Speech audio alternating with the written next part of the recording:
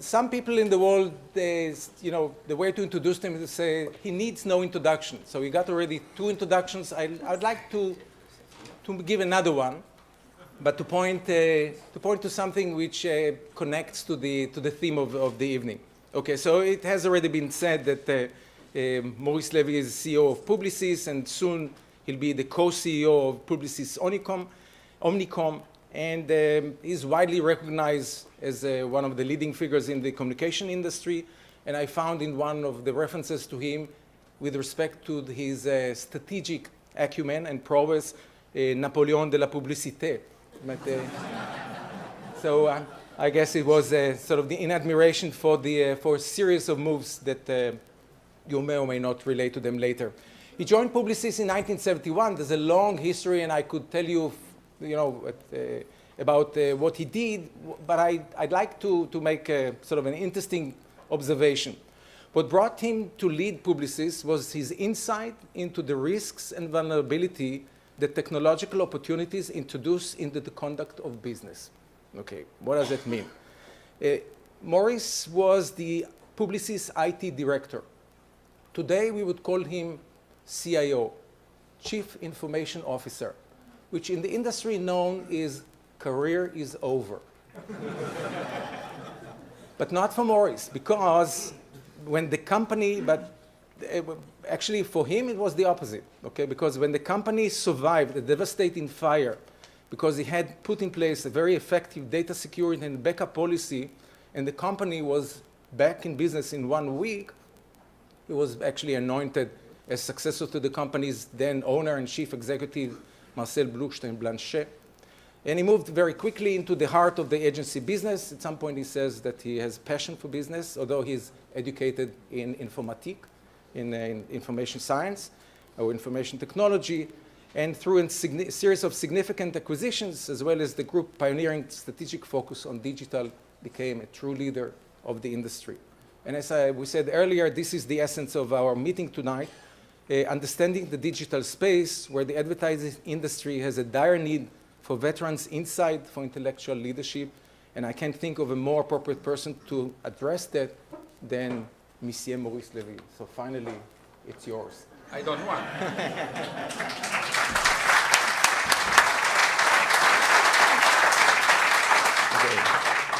Change of the guard.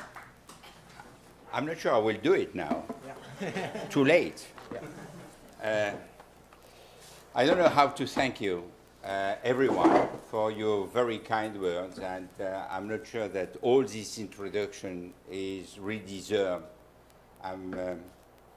So it's making the challenge a little bit more difficult. By the way, this system is not working very well. You cannot put your papers, etc. Anyway, we will do it this way. I would like to start by saying that I'm extremely, extremely pleased to be here, despite the fact that I have an agenda which is a little bit crowded, because we just announced, as you know, a merger with Omnicom, and this requires some work.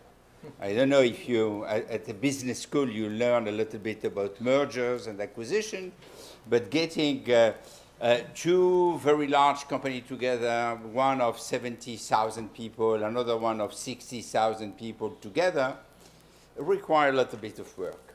But I promised that I will be here, and I'm here. It's not like some people who say, thank you.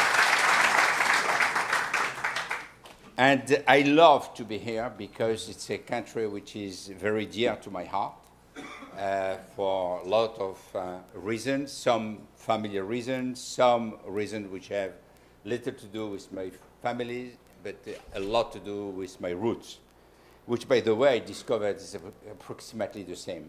Mm-hmm. I will try to give you a feeling of the challenges that the advertising and the marketing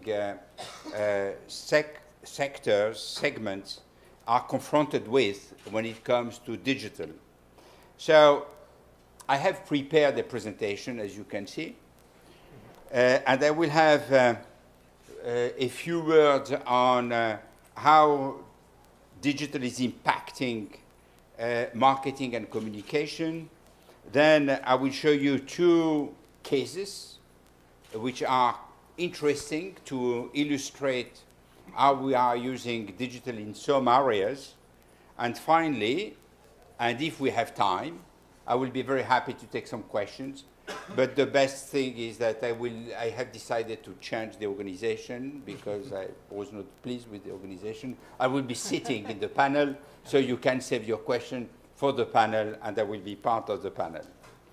So let's start with the impact of digital, mobile, and communication and marketing. So it's much more, where are they, the students? Where are the students? We have mature students. Ah, okay. There are some. There are three students. Good. No. When I was about your age, I must say that it has been said I have been educated in IT. So I have an engineer degree, and I was supposed to know a little bit about computers.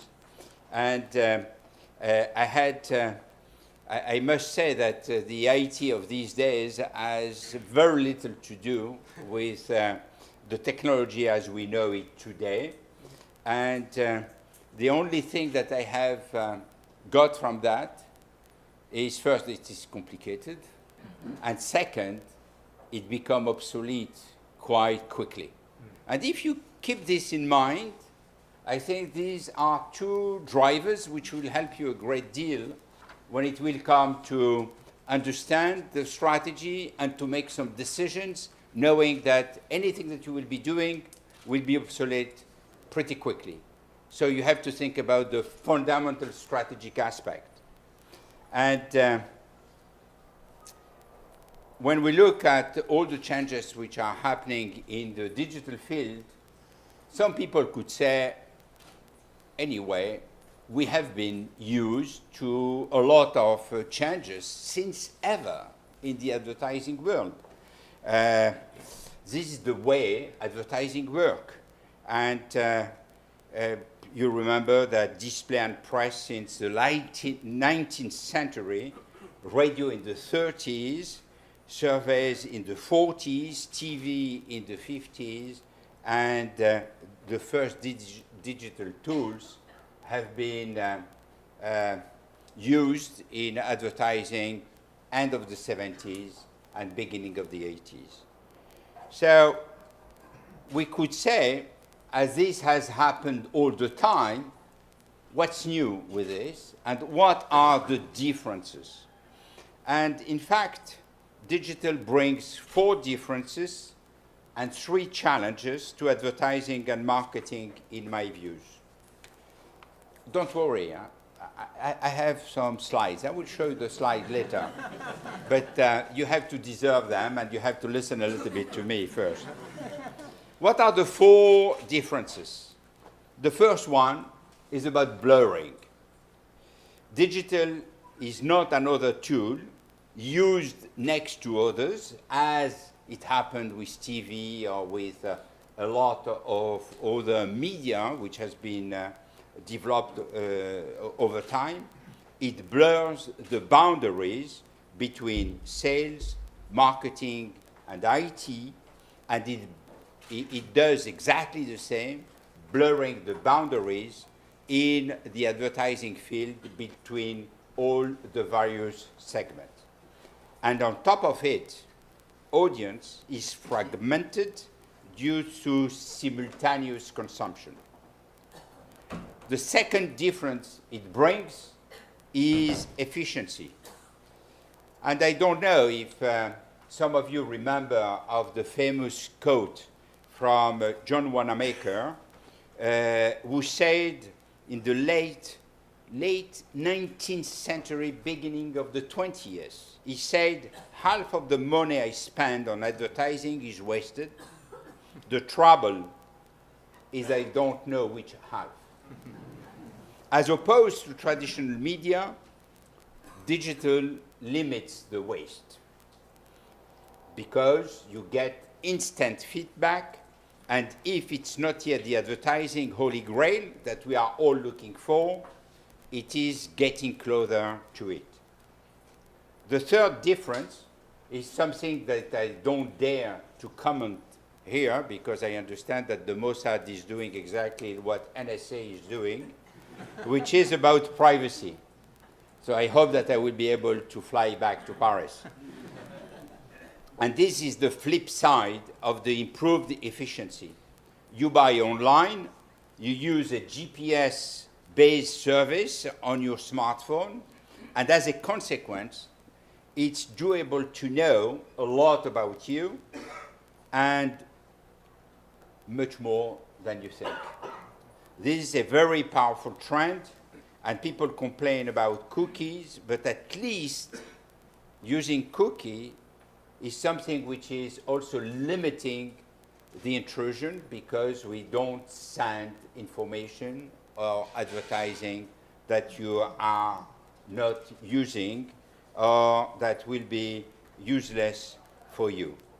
New technologies might prove much more intrusive, whereas I do think that we have to be more productive of the consumer's data.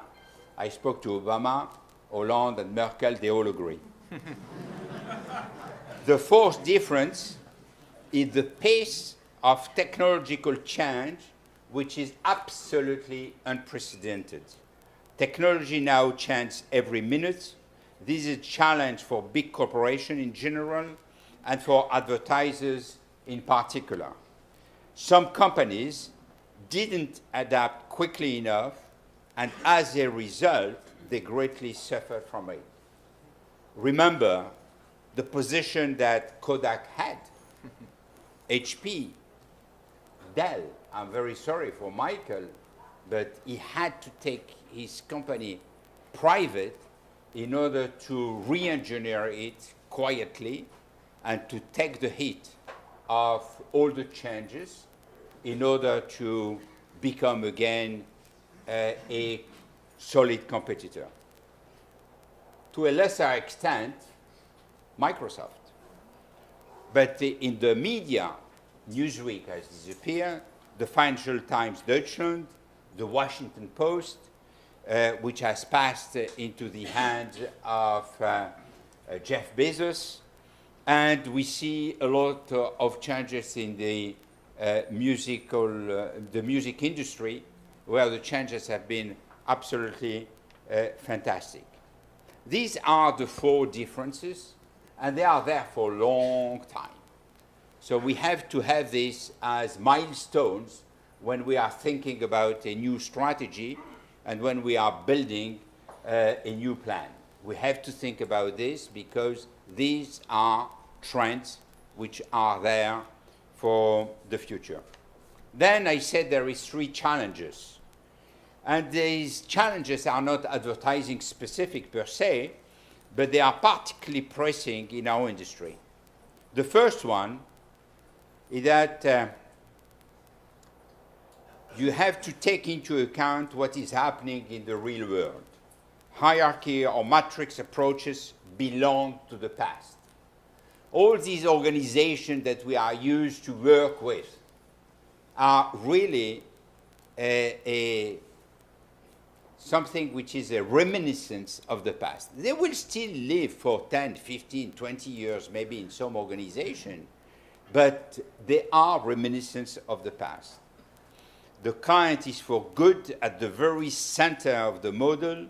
That is what we call empowerment, and I will come back to this when I will make my presentation. The consumer's behavior is changing radically in this digital era, spurred by two engines, sharing and instantaneousness.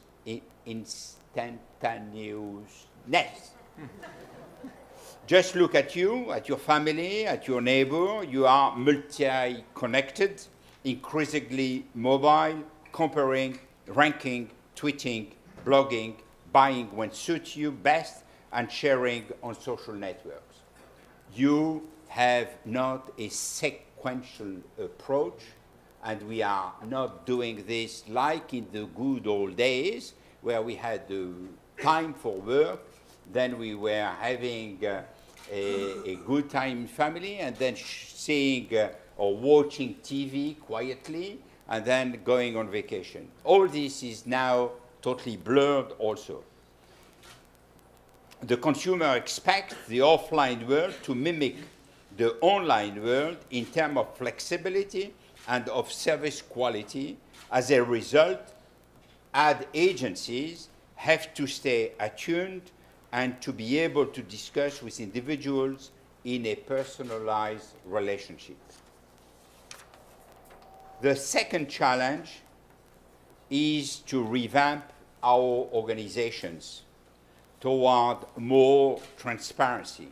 The rise of blogs, social networks, Facebook, Twitter, LinkedIn, but also dedicated corporate social networks and their sprawling developments thanks to smartphones boosted horizontal relationships with clients and with colleagues.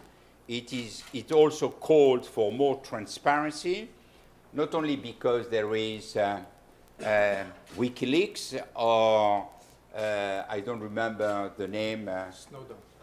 Edward Snowden. Moshe Snowden. You will have one here. His first name will be Moshe. This is what you told me. Huh? Moshe Snowden. So, and this will call for more transparency. You will have to face the fact that everything that you have in your computer one day can be downloaded, and you will have to explain to the world why you have taken such decision.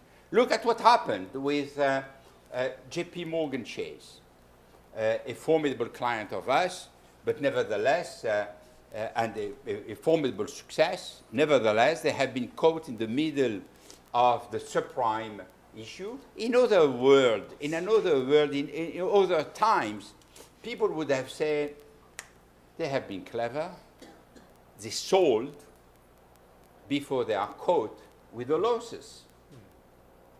Today, it's impossible. And they have been fined because they have been very clever. The same happened to Goldman Sachs. So you see, you can be called Goldman or JP Morgan. This makes no difference when it comes to transparency. You need to be more transparent, and you have to be absolutely prepared for this new world. The third challenge is the collaborative revolution through the multitude. Social networks are much more than incremental innovation. They are a social breakthrough that opens new horizons. I suspect that everybody in this room is familiar with WASE. I have heard about it. In fact, I must say that I got a presentation in Paris at a time where they were looking for investment, and unfortunately we couldn't invest. This collaborative GPS-based navigation system for smartphones that Google acquired for more than $1 billion. Mm-hmm. You're happy with the acquisition? No complaints. And we can go through a lot of things.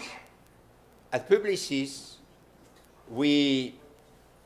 I wouldn't say understood because the word is too strong, but we had a feeling quite early on what this digital revolution will bring, and that it was not just a mere extension of existing marketing approaches, and it was absolutely key to cope with these three challenges, and the sooner the better. And that is the reason why we have invested slightly more than $3 billion on digital expertise, acquiring Digitas, Razorfish, Rosetta, Big Fuel, LBI, and many others, in order to broaden the skill set and to make sure that we master this activity as well as we do when it comes to media, to creative, promotion, or other tools. We were also the very first company to sign a partnership with web giants such as Google, and this has been done early 2008 when a lot of people were thinking that Google was a frenemy, and we decided that they will be a partner. And this happened also with Facebook, Microsoft, AOL, and many others. The last one has been Adobe a week ago. And digital represents today 37% of our revenues, and in the last quarter, 39%, and we are on our way to have something like 50%. It was not an easy journey. I remember the first time I wanted to get some help from digital was in 1984. There was what we call, in those days, the Quantel graphic palettes. And I thought that was a nice thing, cool, to help the creative people. I can tell you that during a full year, the only thing that we were able to do with this was to get some dust. No one wanted to approach the graphic palette, and what we had to do is to try to convince the people, the creative people. We put the palette in the middle of the creative department, and nevertheless, they didn't use it, except that one day, one creative director who was highly respected had a problem that he had to solve overnight. And he picked the guy, and he said, maybe you can help me. And this has been the start, because yes, the palette did help, and this has been the beginning of a huge change. You can't impose these new strategies to people. You have to help them understanding and confront them with the need. So when you look at all this, you see that we are all struggling with the digital innovations, the mobility, which are essential part of the future, and the daily life of the consumer. And what I will try to do now, because there is a presentation, in case you believe that I was not making a presentation, I must tell you, yes, there is a presentation and a few slides, which, no, sit down. I know, I have a finger, and I know where I put the finger. Here. You see? So, if we are serious about the future, I must say that digital is no longer, and this is very surprising for somebody who has spent $3 billion in investing in digital, is no longer the only and the key question.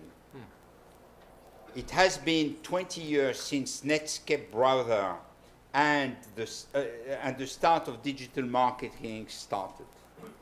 Consumers in many markets have so absorbed technology and devices in the way they shop and behave that some marketers have begun to believe that the digital era is over, since it should now be all merged again.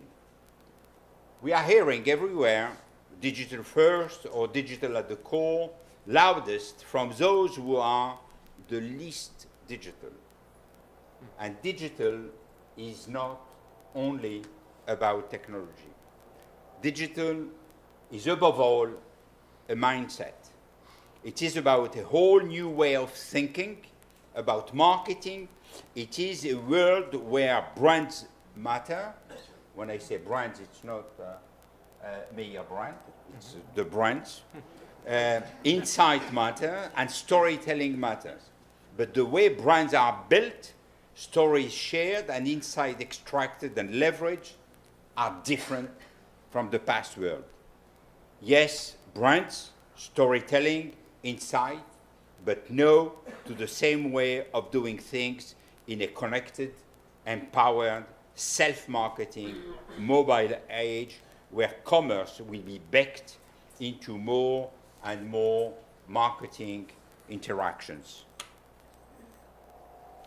We are in an era of empowered marketing because we are in an era of empowered age. We live in this empowered age where people are expressing, transacting, sharing, entertaining, discovering, and using the connection engine, or if you prefer, internet to do so. They are interacting with content across not screens, but what I call glass devices. Google Glasses, soon Samsung watches, iWatches, Xbox, phones, TV, tablet, computer. Channels like video, audio, social, mobile, and display are collapsing as people integrate and link behaviors across glass. What they really seek today is seamless inclusion, simplicity, value, utility, and services. But they are still concerned, and I mentioned this already, about their privacy. Marketers, advertising agencies need to combine three elements: intelligence strategic, the IQ, science and technology, the TQ, with humanity and emotions, the EQ, which is the thing which is missing most in technology company, which is good for advertising agencies. There is 6 points to mention about the future of marketing. It will be digital and analog, increasingly self-marketing, utilities and service, not just ads. Video comes from the slime and across glass, more access and less ownership, and marketing will continue to grow. So let's go through each of them. Digital is integrating with analog, which is what we call digital leakage.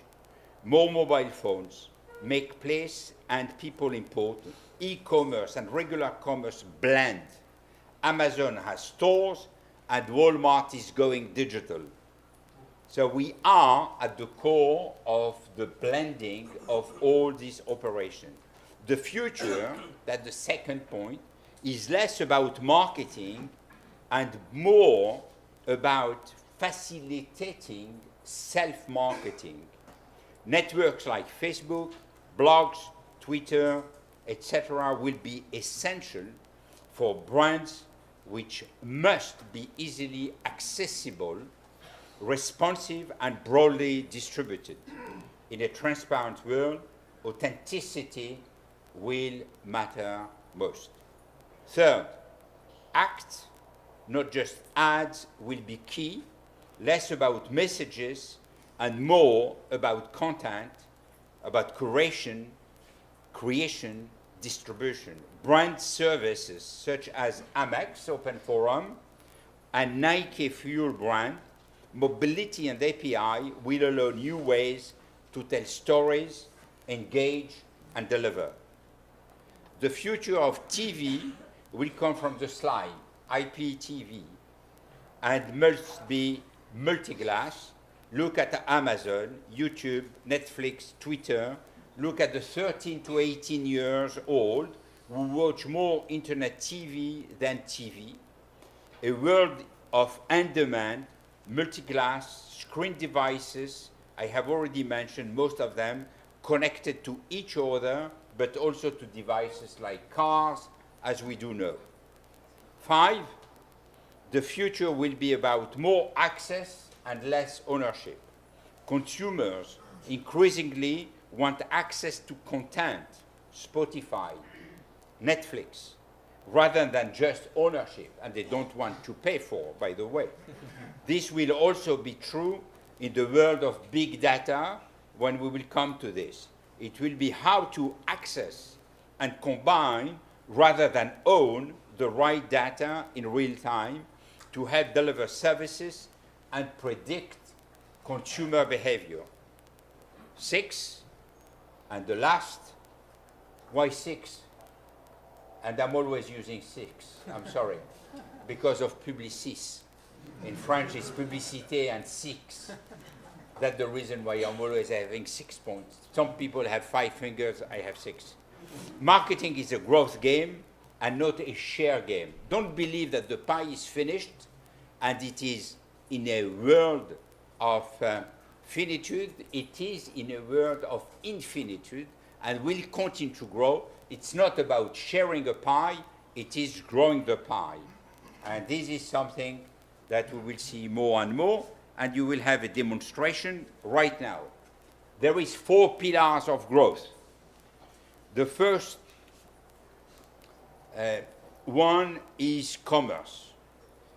And an empowered commerce, or what we call Commerce Plus, which is a €1 trillion market. So we are not speaking about small cookies. It is a real big show, and the future is really there, and we see more and more brands, and people are using traditional channels, testing their product on internet through e-commerce. Content, for which we expect 100 billion, and this is data-driven content. And this is something which will generate 100 billion opportunity, and it has been measured very seriously.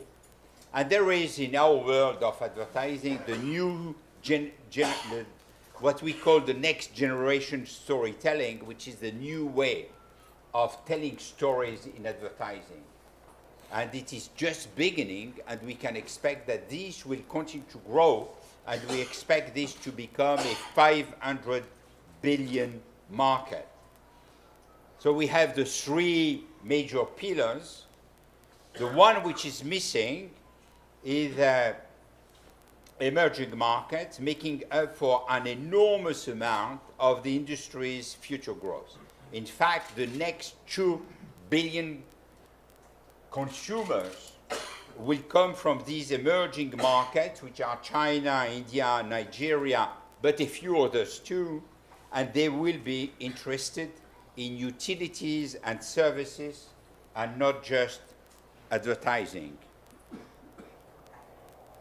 People who think that we are in a process of evolution, that our business will just be an evolutionary business, are unfortunately wrong. At least when it comes for businesses, and particularly advertising agencies and marketing services. We are at the core of a transformational era. Ad agencies, large tech companies, management and strategic consulting, technology services, and outsourcing are blurring. And we see competition coming from a lot of areas. And as you can see, it's an area which will be enormously crowded, where frontiers are blurring between IT, sales, and marketing. However, there is a shared DNA regarding business and marketing transformation, and there are 4 key elements in my view. The technical expertise. We cannot be content with having just people who know how to do display or how to do a nice ad. We need to have some true experts which can take us to the next level and which can bring in a lot of innovation. Out of the 20+ thousand, there is 25,000 people working in digital. We have more than 12,000 people who are really expert with a master or PhD degree. Scale will be more and more important in a world of big numbers, because with big data, scale is of utmost importance. Platforms, we see that We are using common platforms with competitors. And obviously, we are in a world where the idea that we can be self-sufficient is dead. We are in a world of collaboration, and we have to collaborate, we have to partner with partners who are better skilled in some areas. So don't try to do everything yourself. You have to accept to share the expertise and to learn from others. Just one word on the fact that if we look at what we have done, and I will not go through all the details, but digital is embedded and has to be embedded when it is not yet in all our operations. And we cannot treat digital as if it was just a technique in all the standalone operations. But we have more standalone operations than the others because we need to have access to competences in order to change our world and to change the way we work. So if we look at what happened in the past, and for too long, marketers and ad agencies have defined themselves too narrowly in categories as product companies, service company, media agency, creative agencies, PR agencies, marketing services. We have to do our revolution as Tel-Aviv University is doing its revolution, which is break down the silos and work together. All these definitions were before we entered into an age of digital leakage where media and creative and technology blend, where barriers between industry leak, where the world for marketers include the worlds of commerce and content, where Google and Facebook and Twitter are no threats, but great opportunities. It is an era where you have to think with a fresh sheet of paper and with courage in order to attract, retain, and grow amazing talent, which are very different from the talent we used to have. It's an age of abundance, abundance of services, of entertainment, of news, of data, and if one believes what IBM has said in a recent survey, 90% of all available data in the world are less than 2 years old. It's also an age where talent and time is short. I will show you two interesting examples where we have seen that we can work on cases with a very different approach from what we know usually using digital. The first one is interesting. It's Amex, American Express. This will illustrate how you can take advantage of the new possibilities brought by online advertising and social networks to help offline business and conquer brand new markets. This is about digital services, mobile, GPS-based services, and social commerce, so quite a relevant lineup for us today. What was the business challenge? So let's start, as we do normally, with the diagnosis. Your client, in this case my client, Amex, American Express, is a financial service company, is neither dealing with a bull market, not even a flat market, but with a recession. So how to grow in a recession. Besides this, there is another issue, which is that financial services are at the core of the blame of the recession. Everyone believes that, and they are right, if there is a recession, it's because of financial. And Amex, therefore, can be either blamed or be helpful. They have decided to be helpful, and we help them to be helpful. Where can growth come from this environment?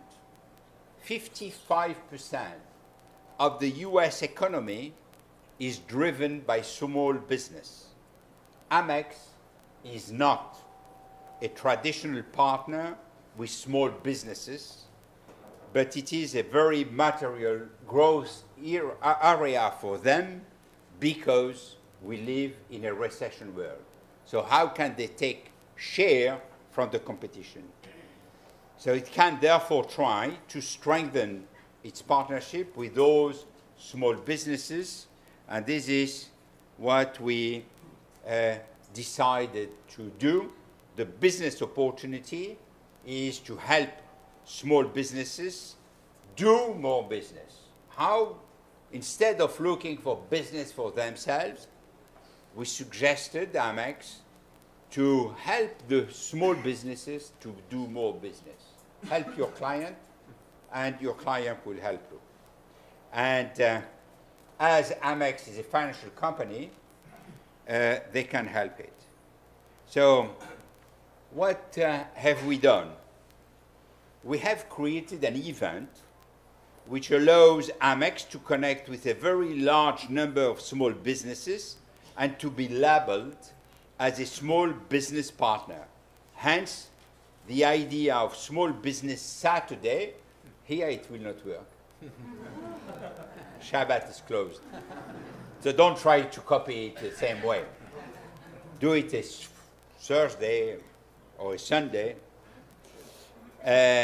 which is an American shopping day held on the Saturday after Thanksgiving during a very busy shopping period. There is, for the people who are familiar with the US economy, there is what we call the Black Friday, which is the Black Friday, and there is on Monday,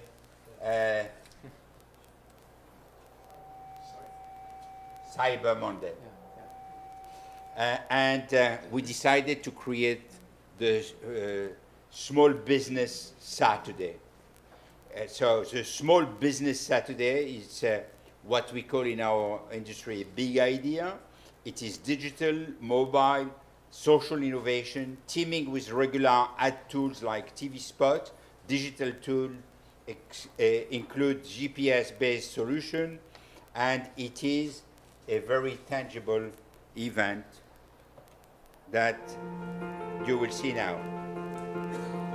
In just 3 years, a single annual event has helped transform the way America thinks about small business.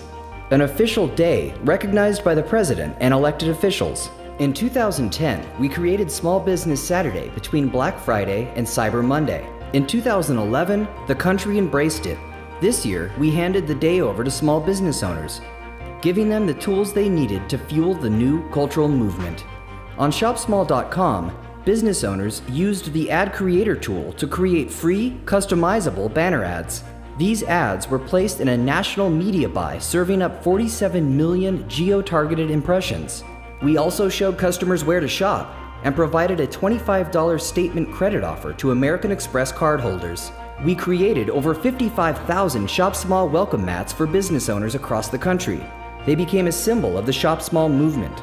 To deepen local involvement, we partnered with chambers of commerce and small business organizations across the country. They became ambassadors of the day, fueling its momentum and attracting customers in droves. We also aired an anthemic television spot titled Our Day. Small Business Saturday is a day to show our support and do our part for the businesses that do so much for us. So what are the results of these collective efforts? Over 3.2 million fans liked it on Facebook. Shop Small and Small Business Saturday trended on Twitter, and small business owners saw real results. People really come out for Small Business Saturday. I mean, we see a huge jump in business. Valentine's Day used to be our biggest day of the year. now it is by far Small Business Saturday. On November 24th, shoppers exceeded expectations, spending over $5.5 billion at small businesses. With results like these, it's clear that Small Business Saturday is here to stay. So, the results are impressive. 21% increase in card member transactions, 5.5 billion spent by consumer shopping mall in the famous Saturday, 3 million Facebook fans, and more than 100,000 engagement by merchants to move on this new solution. There is something else which is linked to this operation, which came a little bit later, which is credit card deal with Facebook and Twitter, which is another great idea for Amex and industry first, and heavily using digital social commerce through a groundbreaking platform between American Express and Twitter. You probably think about something technical, maybe geeky, and in fact it is much more about music and the American rapper Jay-Z, which got viral, and you will see it now. American Express had a simple idea. What if you could save on the things you love just by tweeting about the things you love? We called it syncing. After syncing their Twitter accounts to their American Express cards, card members could use Twitter hashtags to load merchant offers directly to their card. The paper coupon was finally a thing of the past, and social commerce was becoming a reality. The challenge? How could we launch this breakthrough between American Express and Twitter with a nationwide happening to get Sync talked about, celebrated, and shared? The answer? A first-of-its-kind Twitter-powered concert. The Amex Sync Show, presenting Jay-Z.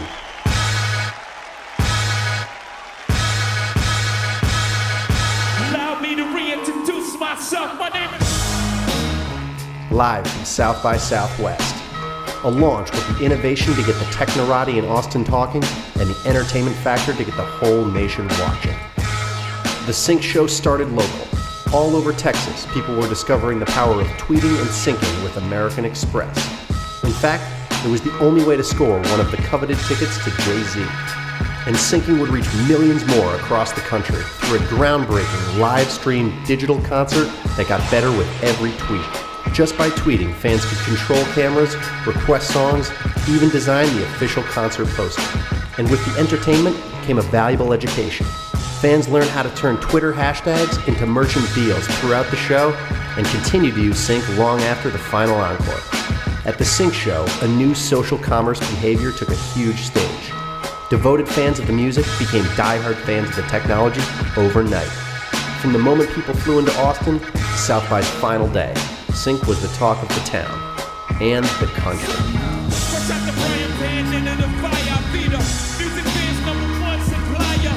With Sync, American Express stole the show at South by Southwest, remixing music, technology, and commerce, and introducing the world to an entirely new way to save.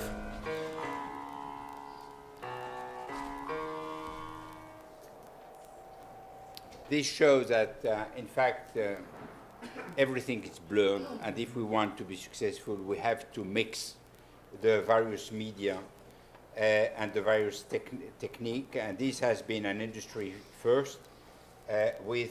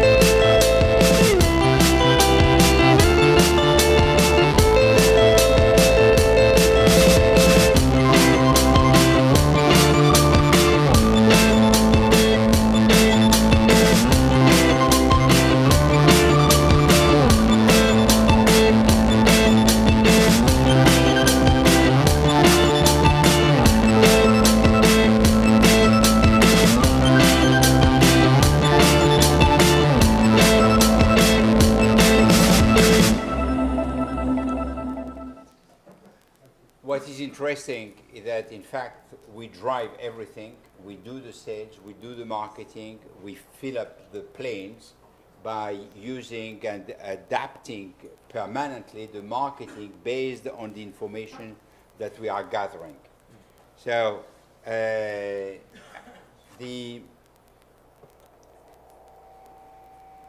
will not insist too much, so it's interesting to see that we are connecting the business customers when you plan your trip, when you fly, when you land. And as I have been already quite long, I will not go through the details of plan, fly, and land, but I will do a private meeting to the people who are interested for that. And I would like just to say that the conclusion is that this transformation that has been thought has helped transforming the business from number 9 to number 3. Revenues per ticket are up 40%, which is not small cookie. Return on investment is up 68%, and media costs are down 13%. So this strategy has proved being very successful. In terms of takeaway, I think that this case clearly shows how powerful an integrated digital strategy can be for a brand, for a company. It is not becoming digital for the sake of becoming digital. It is about using digital to transform the business. The last slide, so you can feel good, it's finished.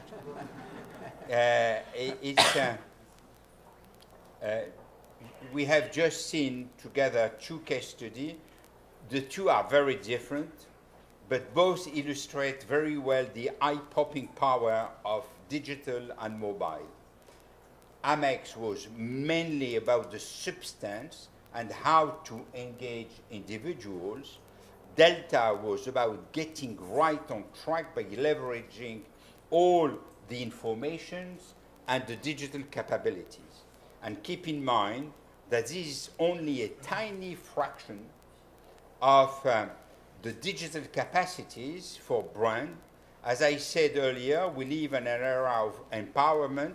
Screens are multiplying, audience is fragmenting, people are mobile, and producing experience and sharing are increasingly paramount. And above all, scale is key. At Publicis Group and tomorrow Publicis Omnicom, we try to be innovative, inventing, and using all possibilities of digital communication and technology capabilities. We could have presented many other cases. The fact that, for example, we have created a showroom for Audi where we don't show cars, and where we sell much more cars than in any other showroom of Audi. And there are many other information that I could have given. This is endless. I have, as you have understood, a passion for these new trends, for these new avenues for the future. I'm sorry to have been so long, and I want to thank you for your patience.